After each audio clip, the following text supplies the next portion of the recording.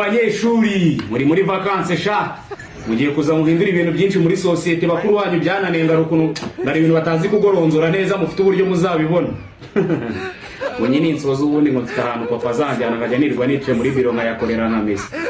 Anje nuko nasoje mvuga sha ubu nsigaye nkubita ukwezi ntanafashe ibihumbi 10 ku mufuka ariko njye ntabwo ndi mwebwe da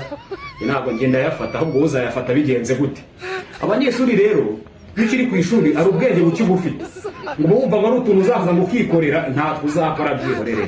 byihorere ntatwe kugira uzabyemere neza sibyo reba mukuru wawe wasoje kwigureba akaza afite ko kubona nabo nyine ikintu utarushije mukuru wawe uzaburusha iki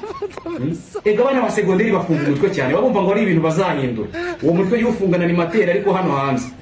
sha umukene buzabufungana nawo mwuko uzahera byihorere